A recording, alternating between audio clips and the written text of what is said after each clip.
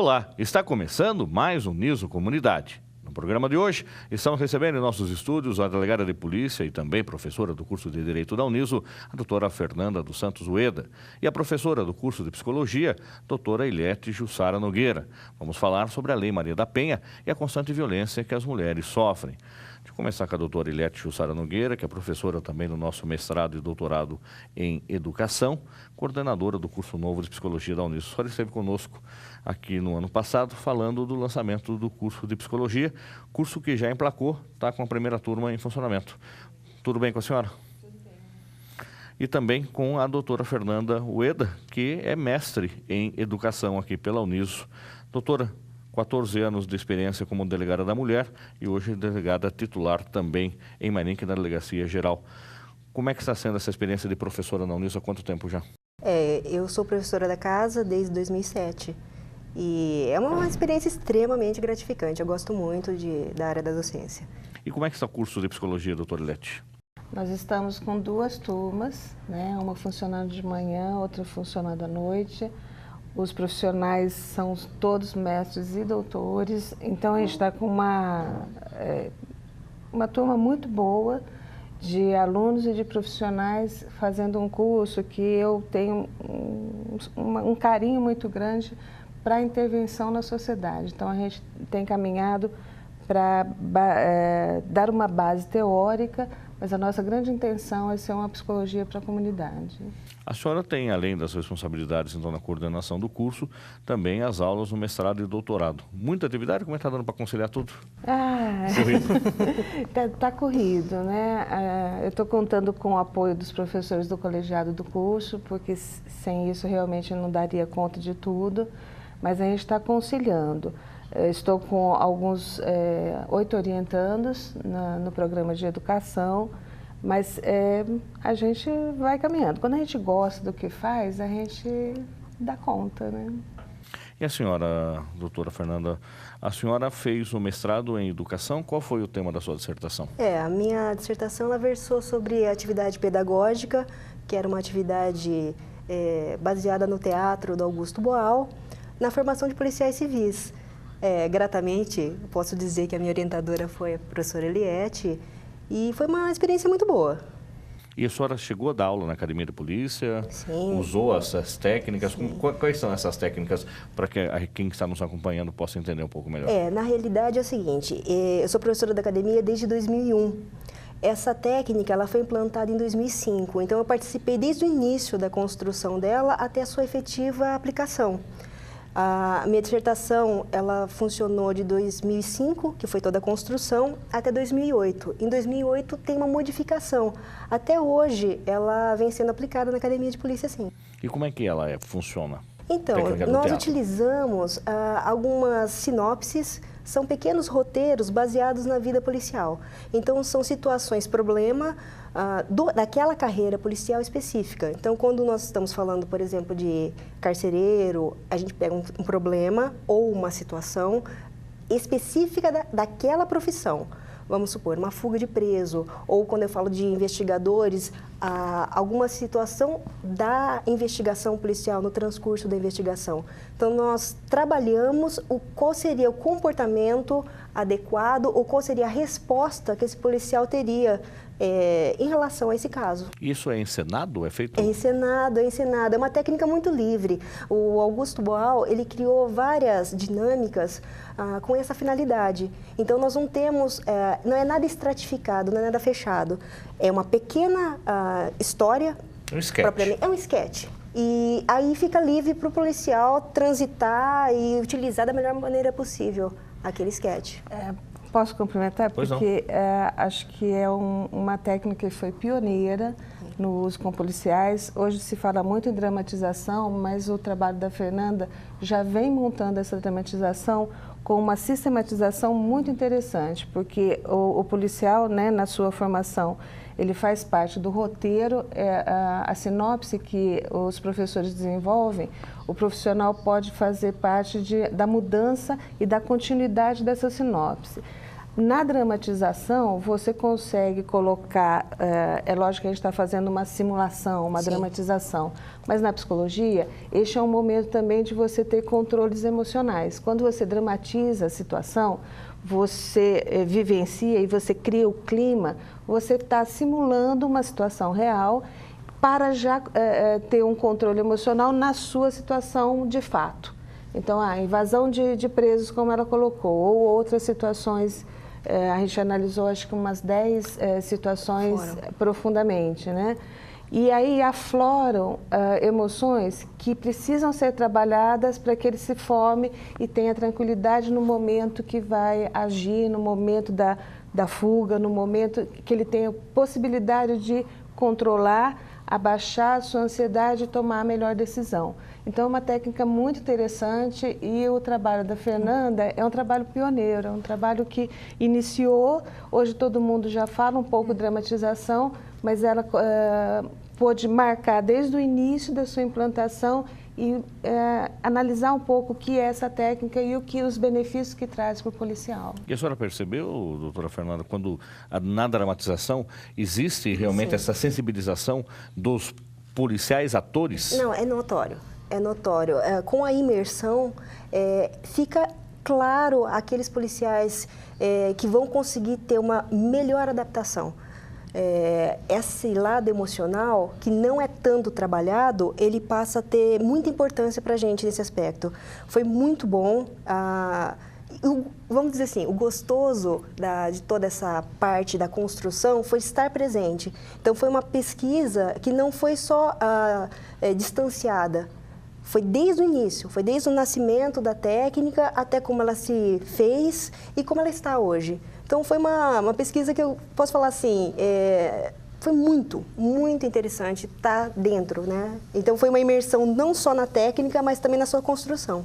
Agora, doutora Eliette, como a gente comenta aqui, para quem está nos acompanhando, as produções acadêmicas da Uniso desse nível, por exemplo, não podem ficar dentro de um CD no armário e na prateleira da nossa biblioteca para uma eventual consulta.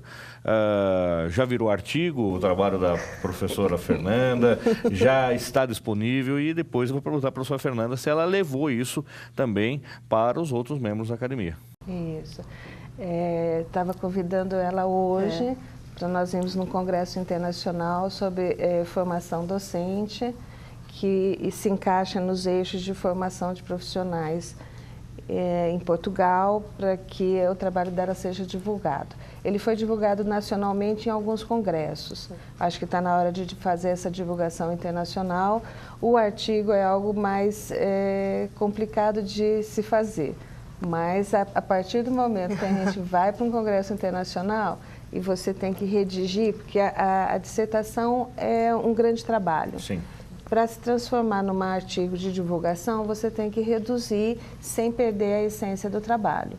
E eu acho que é essa etapa que a gente vai, depois do Congresso Internacional, investir. A senhora tem levado essa experiência do mestrado que a senhora passou e, consequentemente, esses benefícios, essas discussões, o que foi agregado, inclusive, na banca dos avaliadores para a academia de novo, para os seus colegas professores da Academia de Polícia? A minha dissertação, ela está arquivada na biblioteca da academia. E, em razão dessa modificação em 2008, nós estamos rediscutindo toda essa atividade. Essa flexibilização que a atividade tem, eu acho muito válida, porque não fica nada estático. E, atualmente, ela tem sido alterada, tem sido modificada, mas continua sendo aplicada. Bom, vamos falar também, que é o tema do nosso programa de hoje. Nós comemoramos aí no mês de março o Dia Internacional da Mulher. E a gente trouxe as duas professoras especialistas para que a gente pudesse falar sobre violências que a mulher vem sofrendo ao longo do tempo. E a informação da nossa produção passa que 7 a cada 10 mulheres no mundo passarão por algum episódio de violência física ou sexual ao longo da sua vida, segundo uma pesquisa da ONU. A fim de proteger as mulheres dessa violência, foi aprovada em 2006 a Lei Maria da Penha. Doutora Fernanda, no que consiste a Lei Maria da Penha? Você vê, essa Lei Maria da Penha é uma personagem real, é uma profissional que fez a denúncia de que era agredida e, consequentemente, ela virou nome da própria lei em benefício das mulheres. A história da Maria da Penha é uma história muito sofrível. Na realidade, ela é uma biofarmacêutica de origem cearense e ela sofre uma primeira tentativa de homicídio em 83. Há uma simulação pelo ex-marido dela de um roubo. E, na verdade, efetivamente, ele dispara um tiro nas costas dela e ela fica paraplégica. Alguns meses depois, ele faz uma nova tentativa de homicídio contra ela, tentando eletrocutá-la no chuveiro. É uma história que teve uma repercussão internacional muito grande, e por pressão dos órgãos internacionais, principalmente da OEA, o Brasil acaba criando a legislação que acabou recebendo o nome dela, Lei Maria da Penha. Agora, doutora Eliette, com relação a essa violência que a mulher sofre, não necessariamente é uma violência física. Quais são os outros tipos de violência que uma mulher pode sofrer no seu cotidiano e que a senhora, enquanto psicóloga, percebe que isso vai machucando tanto quanto ou mais que um tapa ou, quiçá Deus, aí um tiro? As agressões psicológicas, para mim, têm o mesmo peso de uma agressão física. Porque, como você falou, elas vêm ao longo de uma história. E você machucar ou agredir emocionalmente uma pessoa ao longo, você destrói a autoestima e a identidade dessa pessoa. O que faz, às vezes, com que ela mesma se agrida. Então, é muito cruel também a agressão física. Eu costumo dizer que a gente não tem que permitir a agressão física ou psicológica a ninguém. Então, não podemos agredir física e psicologicamente uma pessoa e não podemos deixar ser agredidos física e psicologicamente. Então, a agressão psicológica, ela é mais velada, as pessoas fazem isso com a mulher, né? Às vezes, na situação doméstica, é muito comum você ver o marido dizendo, ela é louca, você não faz nada certo.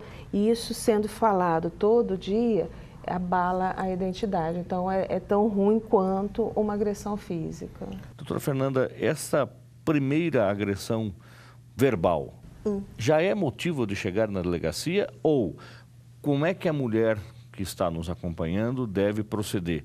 Ela foi xingada ou ela foi até de forma mais sutil infernizada na sua atividade enquanto esposa, enquanto mãe, e ela já deve chegar a procurar a delegacia ou vamos aguardar para ver mais um pouco? Não.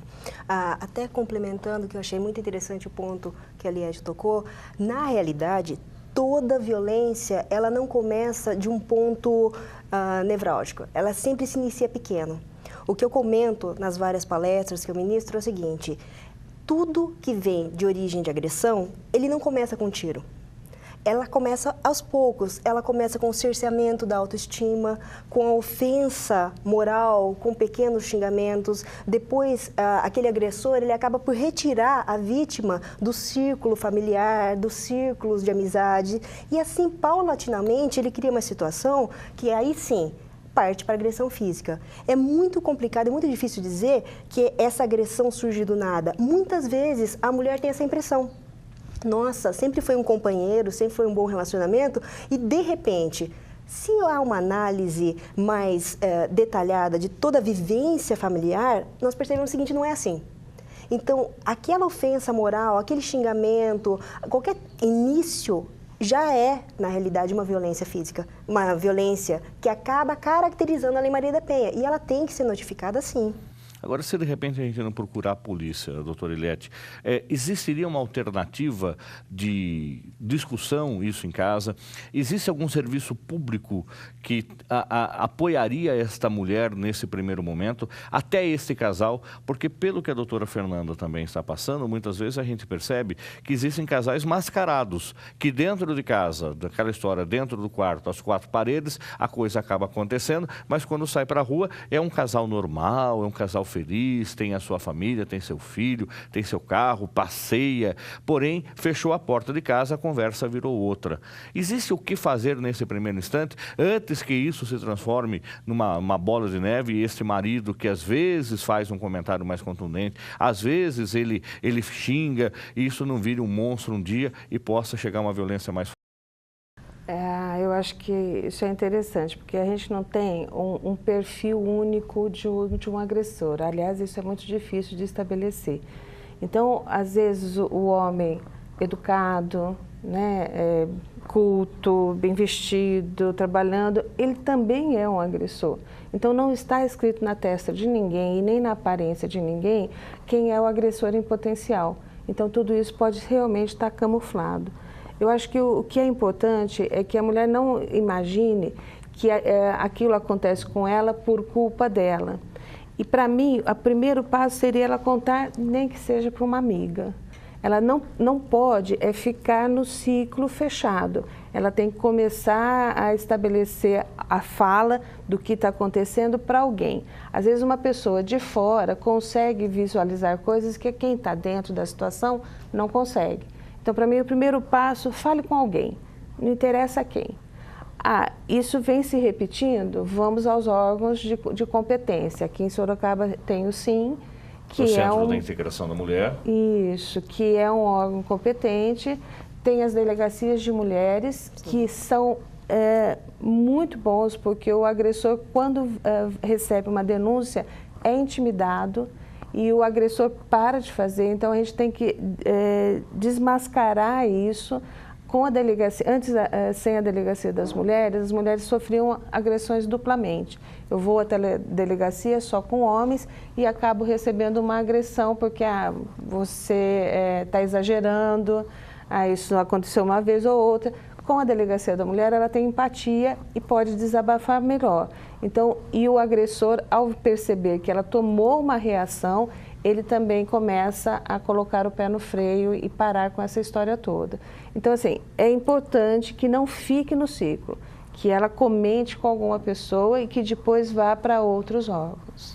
Nós vamos para um rápido intervalo, voltamos já até com a doutora Fernanda Ueda, explicar como é que se faz para chegar numa delegacia da mulher e expor um caso de violência dentro de casa. Voltamos já.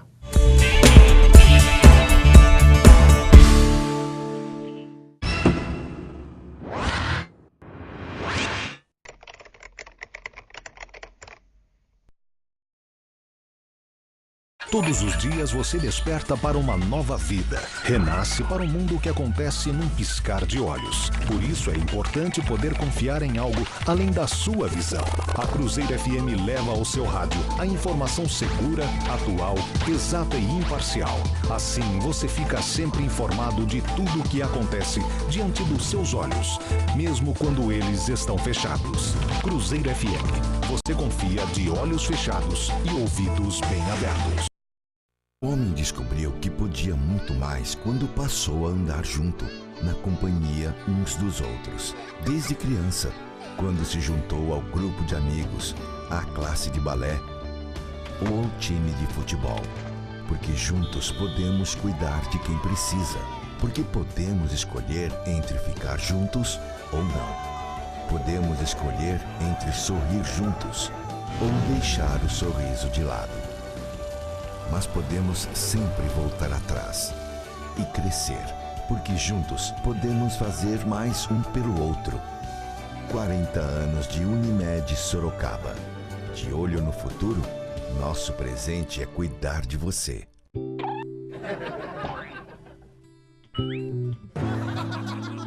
Tá achando graça? Você está achando graça porque pode me ver. Mas já pensou nas milhares de pessoas que não enxergam por falta de doadores de córneas? Não pensou? Então pense. Doe seus olhos e avise a sua família que você é um doador. Nos dê essa alegria. Faça a vida de um deficiente visual mais alegre. Banco de Olhos de Sorocaba. O primeiro, porque tem você.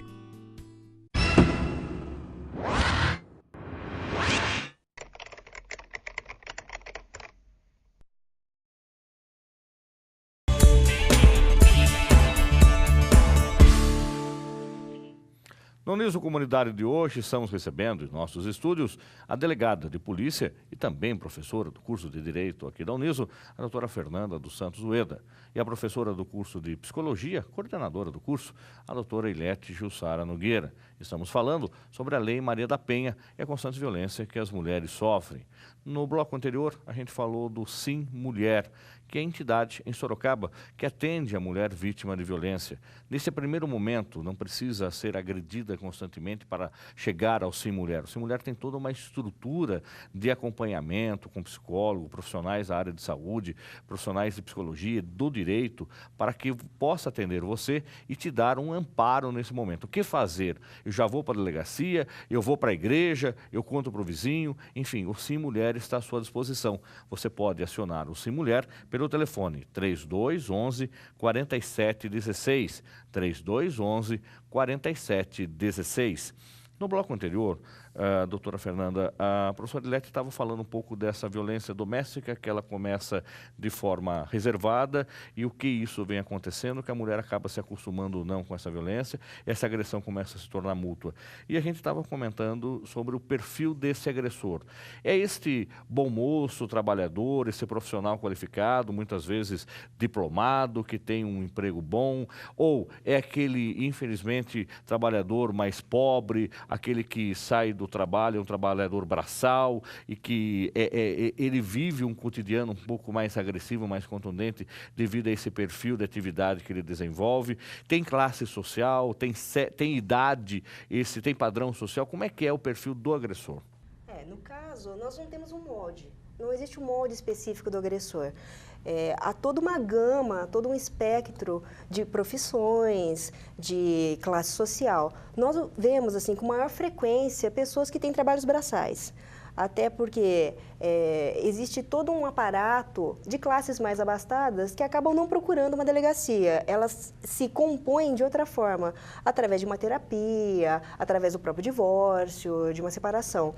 No caso, nós temos assim, grande dificuldade de identificar quem seria esse agressor especificamente. Classe social, ela varia muito. Nós temos desde pessoas de pouca idade, 18 anos, até agressões em que o autor é uma pessoa de mais idade. Mas, de regra, ficamos numa faixa entre 20 e 40 anos e pessoas que têm um trabalho um pouco mais de força física. Agora, doutora Ilete, o uso do álcool, a bebida alcoólica, aquela saída do trabalho, a parada no botequinho da esquina para tomar uma só que seja, né? E aí vou para casa, ou o mais sofisticado que para num bar mais bonito, numa boate, fazer um happy hour e também chega em casa depois de tomar 2, 3 doses de uísques importados. Isso também altera na hora desse momento da chegada em casa ou do momento de descontração que foi o fim do serviço, quer seja com a cachaça ou quer seja com o uísque, e o momento em que chega em casa e se encontra com a esposa, com os filhos? Olha, isso é muito comum. As mulheres, em geral, falam assim, ele é muito bom, né? Mas quando bebe, quando não sei o quê, aí ele não fica bom. E isso também dificulta para elas procurarem uma ajuda, porque ele é muito bom. E aí o que desencadeou foi algum tipo de droga, álcool, algum elemento externo que altera o comportamento dele e aflora toda a agressão. Então, mesmo assim, eu gostaria de dizer para as mulheres que essa alteração também é motivo para procurar ajuda. Eu sei que ele é muito bom quando não está, mas ele é muito ruim quando está alterado. Então, não dá para tolerar isso. Um dia vai passar, ele precisa procurar ajuda. Então, como a Fernanda coloca, às vezes a ajuda de pessoas com um pouco mais de poder aquisitivo é a ajuda terapêutica. E isso também é ajuda. Então, eu acho que não só vamos punir, mas se a gente procurar logo no início, uma boa ajuda pode ser uma terapia. Isso é para o casal ou só para a esposa? O ideal é uma terapia de casal. O ideal é para os dois. E é algo que considero importante a gente colocar que o agressor também teve um histórico agressivo Por isso que a terapia para ele também é muito interessante. Então não nasce do nada o agressor, ele viveu em casa também situação de violência, ele conviveu com o pai que era bravo, enérgico, eventualmente, que hoje ele acha que tem que também ter essa postura com os filhos e com a esposa? A gente tem, acho que a Fernanda também tem os relatos disso, que isso é um ciclo vicioso. A agressão gera agressão. É uma dinâmica familiar que, até te complementando, né, é uma dinâmica familiar que ela montou toda essa agressividade. Então, o agressor, ele vivenciou, não necessariamente do pai, mas de alguma figura de autoridade, um fato violento. Até a própria, às vezes, a mãe. A mãe, de repente, ela tinha um perfil de agressão e ela acaba trazendo isso para o seio e para as crianças. Então, de regra, tanto a vítima como o agressor, de alguma forma, eles passaram por um histórico. Agressivo. Ou dos pais, de avós, ou uma figura que acabou trazendo para eles essa violência na família e se torna banal, se torna trivial. É muito importante isso, né? Você aprendeu a ser agressivo. Né? Não vamos só focalizar a família. Isso. Porque eu acho que a agressão hoje está na família, mas está na sociedade também. Então, a sociedade nos mostra a todo momento reações de agressividade para lidar com o dia a dia. O que eu estou ensinando para as nossas crianças, para um adolescente? Que as relações humanas são agressivas e só tem este caminho. Então, a gente precisa quebrar esse ciclo, que é quebrar o sentimento de posse de um pelo outro, quebrar o sentimento de que eu sou superior a você, porque são todas questões que estão embutidas no agressor. Por que eu agrido o outro? Porque eu me sinto melhor que o outro. E a permissividade também, na realidade, a agressão, ela só existe no ambiente que isso aflorou.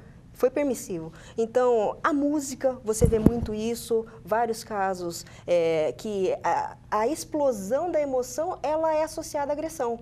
Então, o ciúme é fator de amor. Então, para que eu demonstre esse ciúme, eu demonstre esse amor, eu sou agressivo? E não é, na realidade não é. A violência, ela tem que ser dissociada de qualquer sentimento que a valide. Eu não posso ter isso. A violência, ela é um fato único. Eu não posso associar. E isso, hoje, até pela sociedade que vê com uma forma, muita normalidade, agressão, não, se ele me ama, ele me agride. Se ele me ama, ele me cerceia. Não, eu não posso vestir tal roupa, eu não posso sair com tal amiga, porque ele se importa comigo. Só que isso é uma forma de violência. Quando você começa a tirar o indivíduo e fazer com que esse indivíduo seja minha posse, isso é meu, isso é minha propriedade, eu, de alguma forma, eu estou entrando na esfera de liberdade das pessoas. E isso é violência. E não pode ser tolerado.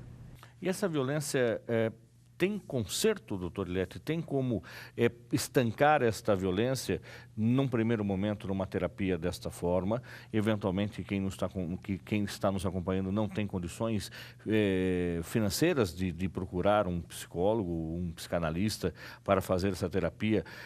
Pode, de repente, procurar até alguém como a senhora comentou, fale com a sua amiga para que ajude a entender, de repente procurar uma igreja, procurar alguém que possa conciliar isso, mas a partir de que momento isso também não pode aumentar a violência? Você foi contar para outra pessoa.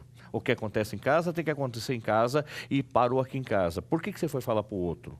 Por isso que eu aconselho ir para um profissional, que ele tenha o sigilo absoluto de tudo que é falado. Então, você vai garantir nesse primeiro momento que não haja essa reação de não fale para ninguém, que é muito comum do agressor também, né? Não fale para ninguém, porque isso vai desmascarar um comportamento, um lado da personalidade que ele não quer ver. Então, se ficar tudo dentro de casa, ele também não encara a própria agressão. Ele não vê isso como uma agressão, porque está tudo aqui. Aqui é o meu domínio. Quando você começa a colocar para fora, exige que ele se mostre e que se veja, que é o mais importante para ele cair na realidade. Então, a pessoa tem que procurar uma ajuda, nem que a princípio seja em segredo, para que ela ganhe força para fazer o enfrentamento. Não é fácil fazer o enfrentamento quando você já sofreu psicologicamente ameaças ao longo. Quer dizer, eu não vou também, porque senão ele me mata. E mata. A gente não está falando também de ameaças que não se cumprem. Estamos aqui com dois crimes, né? A Elisa e agora a Mércia, 2 crimes bárbaros, né? Que foram anunciados e que foram, ao longo do tempo, elas denunciaram, são pessoas que foram até a delegacia, estiveram todo o procedimento e mesmo assim ocorreu a agressão fatal. Né? Então, chegou-se a isso. Então, é um assunto realmente sério para ser encarado seriamente. Então, a ameaça, qualquer que ela seja, ela precisa já no início tomar uma postura. Como educadora, eu acho que a gente precisa prestar atenção como nós estamos educando homens e mulheres. Com que papéis estamos fazendo isso, com que identidade, com que autoestima educamos homens e mulheres. A gente percebe outro fato que apareceu na mídia, daquele rapaz que foi com uma arma porque a namorada não quis namorar com ele, então eu a mato. O que significa isso, né? Uma má compreensão do que é o afeto.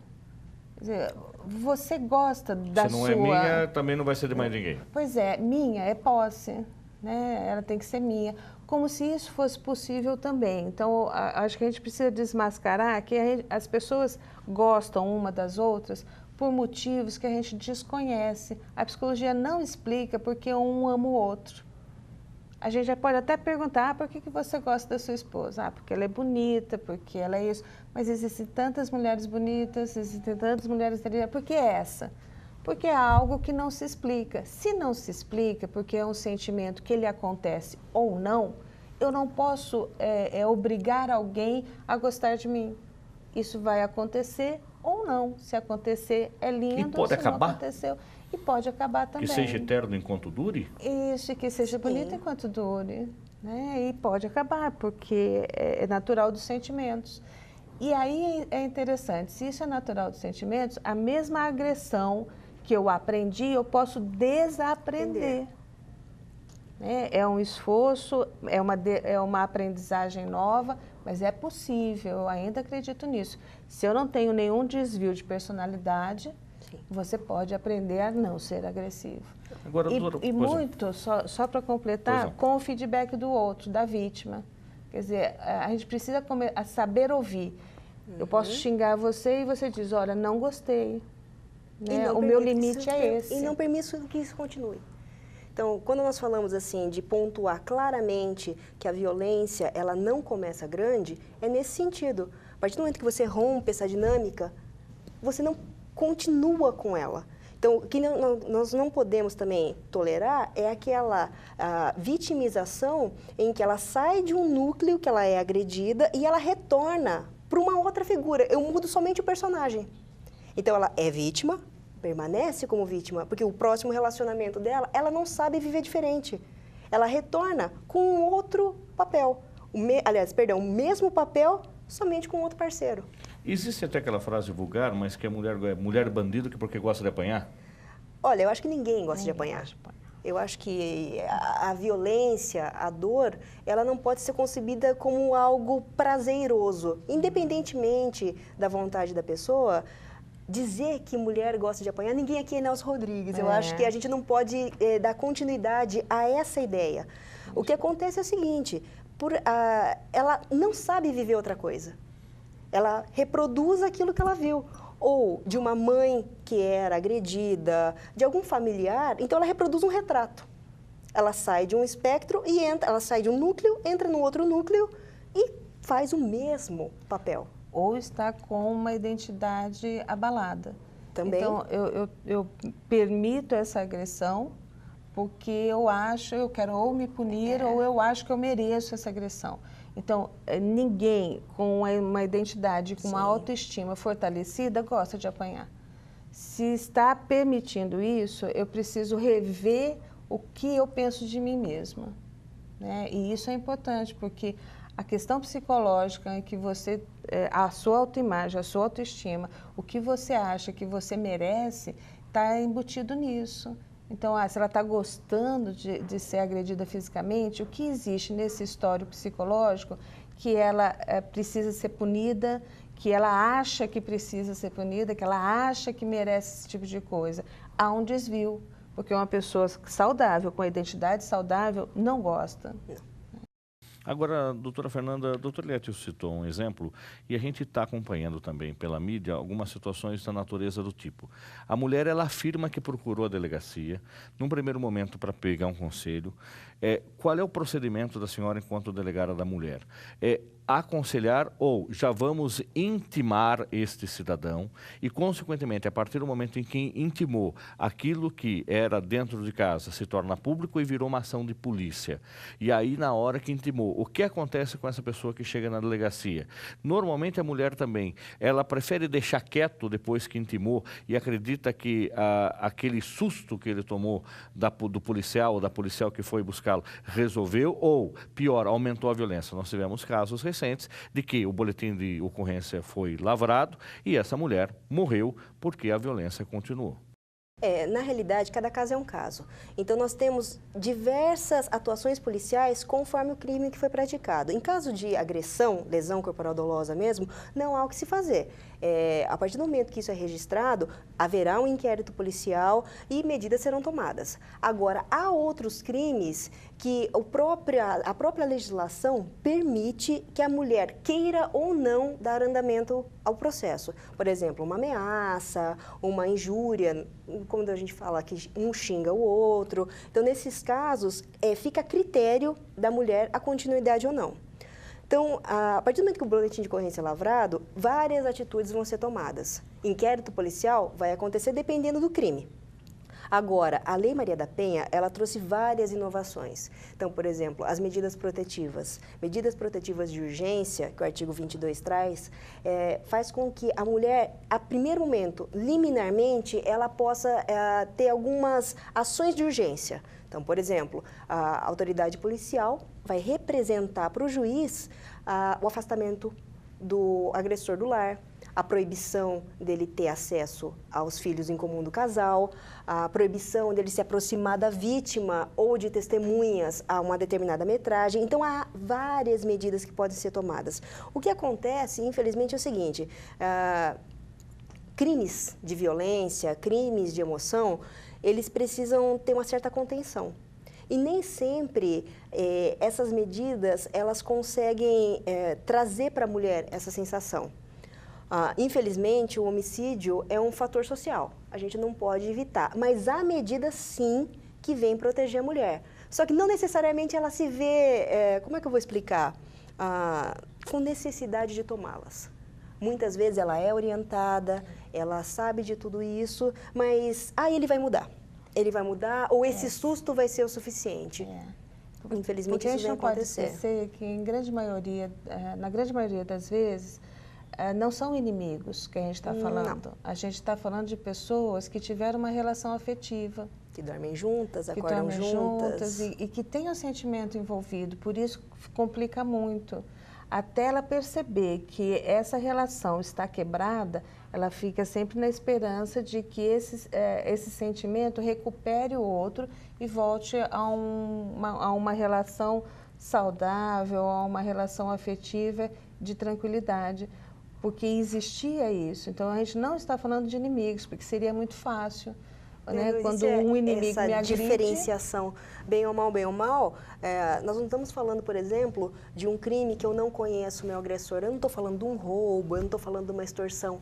Eu falo da pessoa que é pai dos meus filhos. Eu falo da pessoa que é o meu pai, que é o meu irmão. Então, quando eu falo da Lei Maria da Penha, eu não só estou falando do ex-namorado, do ex-marido. Eu também estou falando de outras pessoas desse âmbito familiar. Pode ser uma pessoa, pode ser meu agregado, pode ser o meu vizinho, mas que more na minha casa. Então, são pessoas de um convívio. E elas acreditam, eu falo assim, talvez seja da natureza da mulher, numa melhora. Elas acreditam que essa pessoa não vai ter... uma atitude tão extrema. Porque ela já foi diferente. Ela não foi sempre assim. Ela já foi então, diferente. ela sempre tem a crença de que vai voltar ao que era.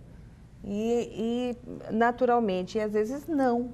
Né? Ele entrou para um ciclo que precisa de um fator externo, inclusive, para ter esse rompimento. Né? Nós vamos para um rápido intervalo, a gente volta numa questão também para as duas entrevistadas, do tipo, existem mulheres que amam demais e que este amor demais ultrapassa toda essa violência e essa convivência com a violência faz parte e vai fazer parte eternamente do cotidiano. E por outro lado, homem que é agredido por mulher. Voltamos já.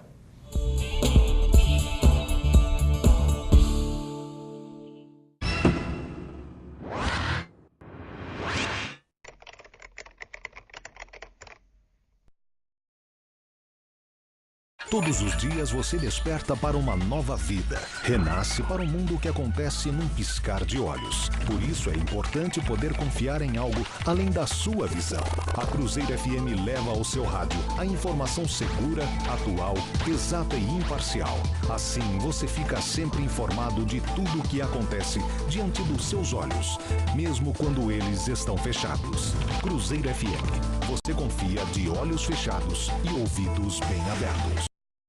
O homem descobriu que podia muito mais quando passou a andar junto, na companhia uns dos outros. Desde criança, quando se juntou ao grupo de amigos, à classe de balé ou ao time de futebol.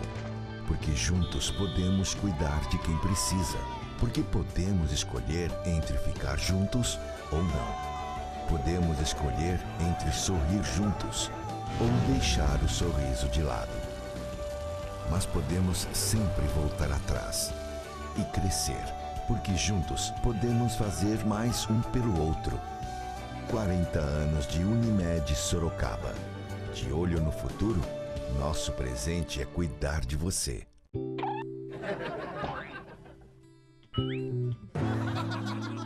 Tá achando graça? Você está achando graça porque pode me ver. Mas já pensou nas milhares de pessoas que não enxergam por falta de doadores de córneas? Não pensou? Então pense. Doe seus olhos e avise a sua família que você é um doador. Nos dê essa alegria. Faça a vida de um deficiente visual mais alegre. Banco de Olhos de Sorocaba. O primeiro, porque tem você.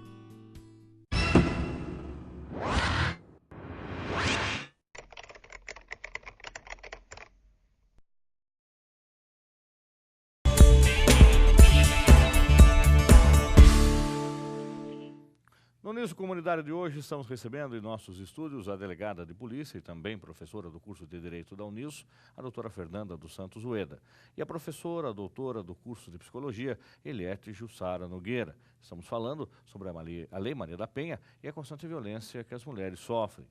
Nós estávamos comentando no bloco anterior a respeito da mulher que ama demais, inclusive existe um grupo chamado Mulheres que Amam Demais Anônimas, que buscam recuperar mulheres da dependência de relacionamentos destrutivos.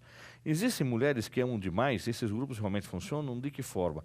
Doutora Eliette, a pessoa ama tanto que fica cega nesse tipo de violência e que ela também precisa buscar um apoio? Precisa buscar o apoio. Os grupos de apoio têm sido considerados bons para esse tipo de comportamento. E quando se ama demais, ela também pratica violência, porque como a Fernanda colocou no outro bloco, né? O homem não permite que faça alguma coisa por ciúme. A mulher que ama demais não permite que ele faça ou que ele vá sem dar satisfações. Isso também é um cerceamento, isso também são agressões. Ela pode, então, acabar ela estimulando a violência? Da onde você esteve que você chegou 5 minutos atrasado, ou a sua roupa está amarrotada, consequentemente você estava com alguém. Ou é a hora que ele chega, ela vai cheirar a roupa dele, ver se não está com cheiro de perfume, fazer uma vistoria, ver se não está com nada diferente daquilo que foi, do jeito que saiu. E ver confere o bolso da calça, do paletó, da blusa, para ver se não tem nada que possa, de repente, mostrar que aconteceu alguma coisa. E se não aconteceu, e ela estimula no marido também uma reação. Então, as duas coisas seriam corretas também, porque todo comportamento que você falou pode ser feito por uma mulher ou por um homem. Né? O homem chega e vai vistoriar a bolsa da mulher para ver se tem alguma coisa, hoje um telefone, celular, né? O celular, o computador. Isso. Então, não é uma questão de gênero.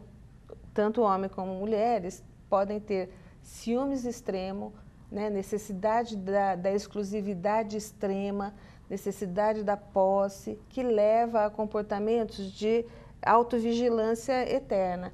A gente não pode esquecer que esse tipo de pessoa também sofre, né? Porque você não me falou onde foi, nossa, acabou meu mundo. É uma distorção da realidade, né? Ela enxerga tudo de uma maneira patológica. E isso causa dor. Uma dor psicológica nela mesmo. E uma reação contrária vem a isso. Seja homem ou seja mulher, ninguém suporta a prisão, né? Eu sempre costumo dizer como que você consegue matar a sua sede, que é a tentativa do equilíbrio das relações. Se você for pegar a água com a mão muito aberta, o que vai acontecer? A água vai escoar. Mas se você fechar muito, a água também vai escoar. E você tem que fazer a mão em forma de concha. O que significa isso? Que uma relação, ela não pode nem estar assim e nem estar assim. Ela precisa de carinho, ela precisa ter um formato que é possível que ambos atuem de forma ao equilíbrio, de forma à satisfação, que a gente não precise sufocar o outro para amá-lo e nem para ser amado. O peso do perfil das mulheres que amam demais ou dos homens que amam demais é imaginar que o meu amor é maior e que a outra tem que amar igualzinho, ninguém ama igual. Né? Ele tem que fazer o que eu faço. Impossível, cada um tem um jeito, uma história de vida e um jeito de amar que é próprio e é por isso que é bom. Né? Não é porque a gente gosta da mesma forma, com a mesma intensidade que vai ser bom. Muito pelo contrário, é porque a gente aprende um com o outro que vai ser bom. E o homem apanha da mulher, doutora Fernanda? Apanha. Ele também vai para a delegacia, ele diz, Apanha, olha, eu cheguei atrasado, ela acha que eu estou atraindo, ela achou que eu fui jogar bola e passei do horário, ela percebeu que eu fui jogar bola e tomei 2 cervejas a mais na hora que eu cheguei em casa, eu apanhei. Acontece isso? E o homem procura a delegacia? Lamentavelmente acontece. E eu acho que hoje, na realidade, o homem evita. Quando ele é vítima, ele normalmente evita, porque tem todo um ranço machista em cima disso, e ele está passando a uma vítima. E ele é mais forte também, a gente não pode ele é mais forte, em grande ele é mais parte, forte fisicamente, né? Sim, sim, e o triste Pode é impedir. que, na realidade, é a banalização da violência. Ele apanha porque, não, agredir também faz parte do meu métier, é algo comum. Então, ela também agride. E o que eu acho muito válido, porque, na realidade, quando o homem não responde, ele tem uma atitude o quê? De, entre aspas, superioridade física, mas ele tem a compreensão que a força dele é superior. Ele acaba sendo vítima e tem a dupla vitimização também, porque ele é vítima da sociedade. Como assim um homem apanha, né? E aí, ele, na hora que ele é vítima dessa esposa, doutora Eliette, ele pode reagir, e aí a coisa se transforma... fica mais complexa. Eu acho que ele deve reagir. O problema é que ele não deve reagir com agressão física.